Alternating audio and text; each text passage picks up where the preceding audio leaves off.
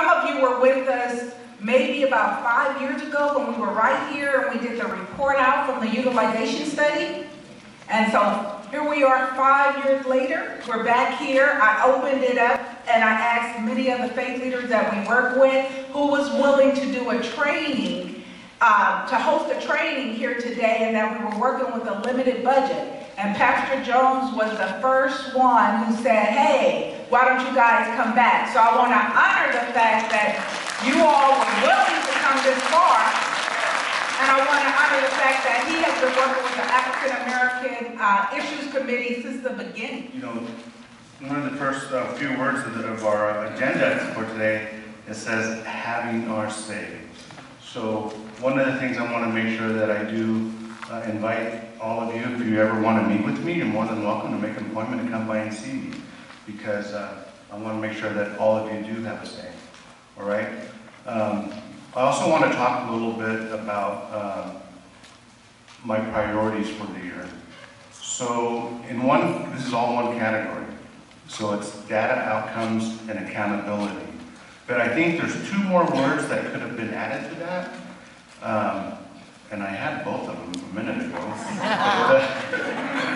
But one of them is accomplishment and achievement.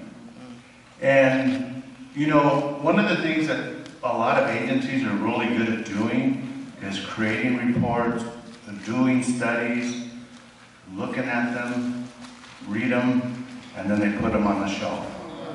So one of the things I asked Gigi as we were walking down the hallway, I said, did we do all these trainings that are, you know, in this, in our study here, right?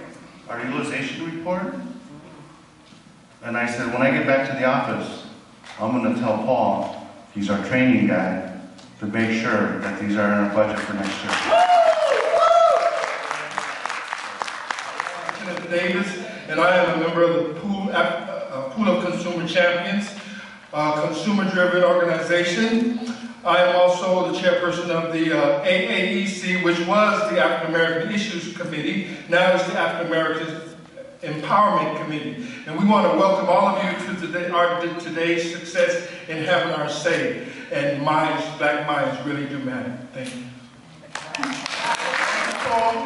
Libation and all of those Africans who struggle here in Alameda County and in the Bay Area to provide adequate mental health services to African Americans. And so we want to pay a special ashe to John George, who in his role as supervisor of Alameda County hosted the first Monday group. And some of you may not be too young to remember the first Monday group that Supervisor George hosted, but he was an instrumental figure in bringing together the mental health professionals to work on behalf of African Americans here in Alameda County. We ask our ancestors to guide us and to protect us in this important work that we do. And so we say, Ashe, Ashe, Ashe, so be it.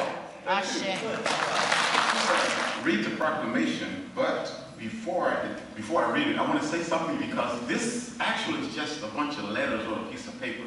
So I'm going to attempt to say something that will give it a more deeper meaning to me. We all know Langston Hughes. He was a writer, a very gifted writer. He was a poet, great poet. In fact, his writing was very poetic. To give an example of his poetry, it was, I'll give one little piece of it. To fling my arms wide in some place of the sun, to whirl and to dance until the white day is done. Then rest at cool evening beneath a tall tree, while night comes along gently, dark like me. So within that backdrop, that proclamation that was handed down has more meaning to me now. So I shall attempt to read it. Proclamation, Board of Supervisors, County of Alameda, State of California. People of African Descent Mental Health Awareness Week, February 22nd to 28, 215, and February 27, 215 as Black Minds Matter 2 Day. This is Black Minds Matter 2 Day. Interesting, okay.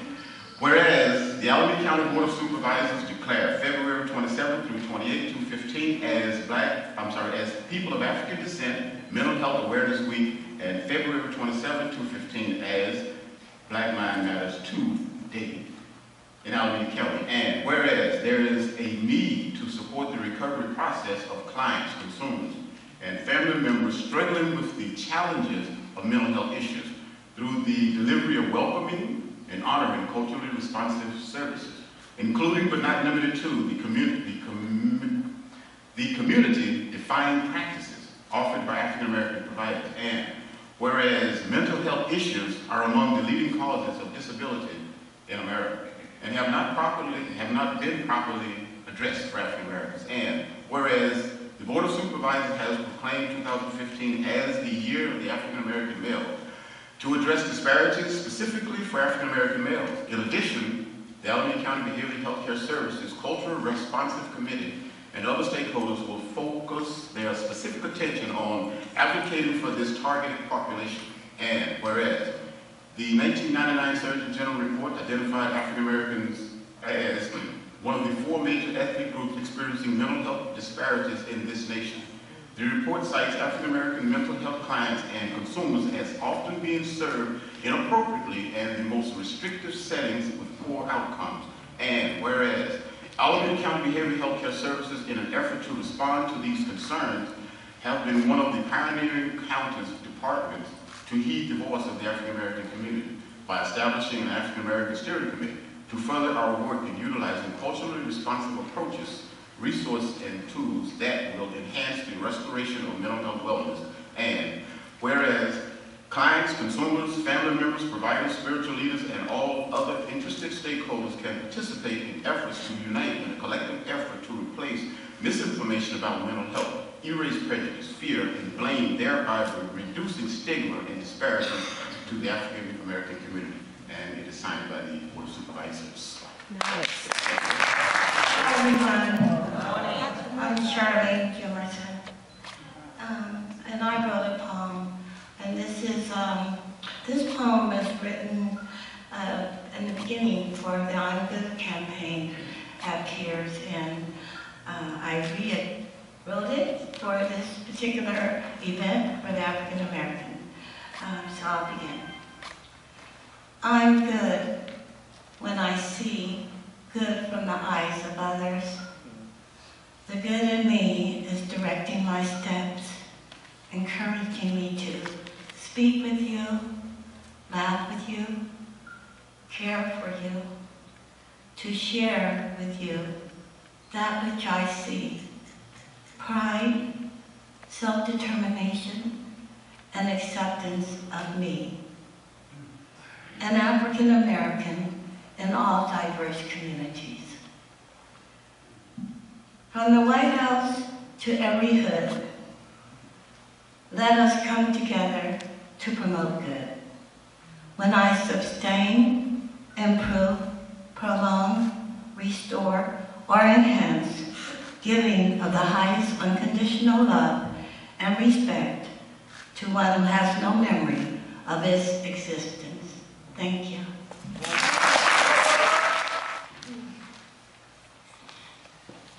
Greetings, everyone. And I am a Showman Creve, and I feel good being here. And I'm just going to be brief. I came to Alameda County in 1997. And in these about 17 years, I've had some struggles. I've had my own personal struggles. I've had some physical struggles. And I've also had some struggles inside of the system. But each year, I survived, and it gets better. It does get better. And because of things like this, because of the information that's spread, and because of those that really care about us and listen, that's where the change comes. It starts from the top and works its way down. God bless each and every one of you. Thank you for allowing me to share.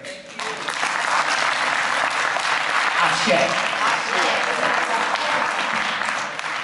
Good morning, everyone.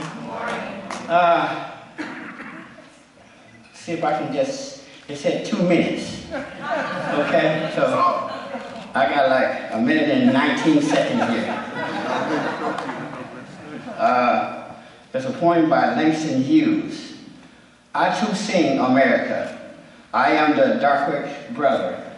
They send me eat in the kitchen when company comes. But I laugh and I eat well and I grow strong. Tomorrow I will be at the table when company comes. Nobody dare say to me, eat in the kitchen then. Besides, they'll see how beautiful I am and be ashamed. I am too an American. I had attempted to create my own poem, but I just want to do a little portion of it.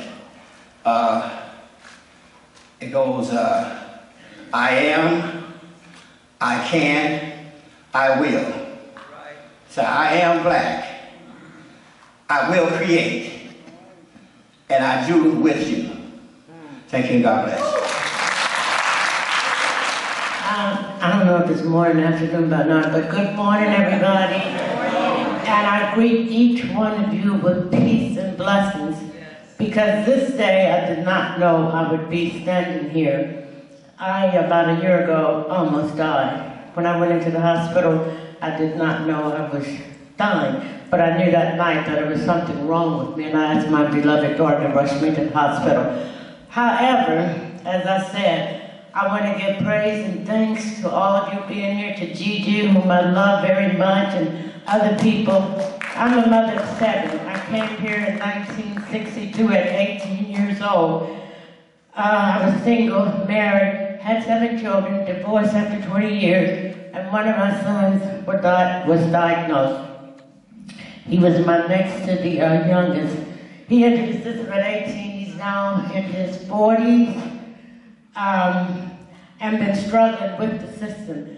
And I decided to get involved when he was in a locked facility for 7 years. I worked, I took care of my children, and I kept on going, knowing that change will come. He got his first job about the middle of last year, or maybe the end. He is so happy. When he was 18, he held 2 jobs. He worked for the bank, UPS, and then all of a sudden he was diagnosed and put on all these heavy drugs. I am so blessed. I am so blessed to see all of you, and I will not stop. 30 years, and I will continue until I drop, until this system does what it's supposed to do. Take people off these drugs. It is not medication, and I'm not talking against not having medication, but we need psychiatrists and doctors who understand us as a people, our heritage, so that our people can be well and stay in their wellness. God bless all.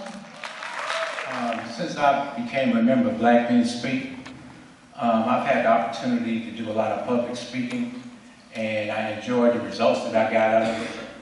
And also I'm in recovery, and like I have opportunity today to become a counselor. I'm going to Merritt College right now for my 2nd semester. I also this past 16th for this month I achieved 5 years clean and sober, 1 day at a time. And I was only able to do it by God's grace. Thank you.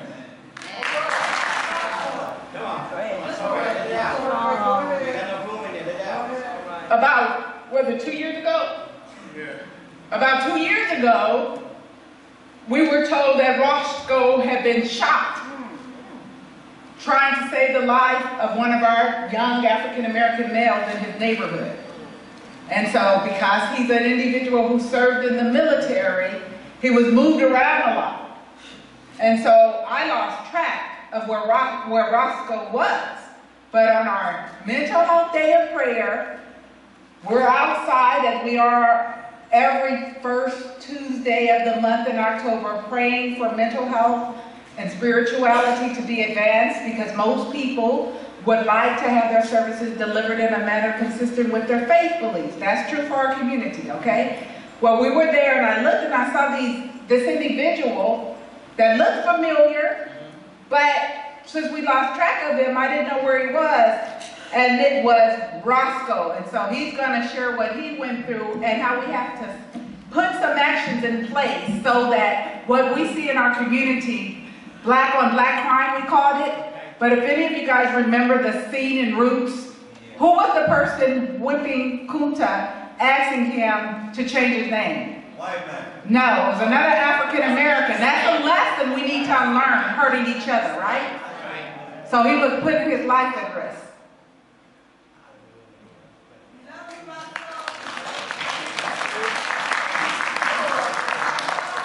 Well, actually, I don't know what to say. It seemed like she actually said it all. So, you know, I don't know why it is I always like to talk about back home. But anyway, you know, it's like she said, you know, I was there and I didn't see anything. All of the gunshots came from behind. And this young man that I was talking to, he had got hit. I got hit 5 times in the arm. I got 3 in the back. I have 1 in my foot. And so the young man started to fall. And even though I had these 5 bullets in me, and I needed to probably fall myself. But I reached out and tried to catch him. But what happened, he was falling away from me, so I couldn't catch him. So when I had realized that, what I did was I ducked behind a truck myself to avoid any more bullets, and you know, and that's just about it. But you know, Gigi sure have a way of making you emotional, man. I started to bust out right there. You know, wow. That's really something. But thank you for allowing me to be in your presence.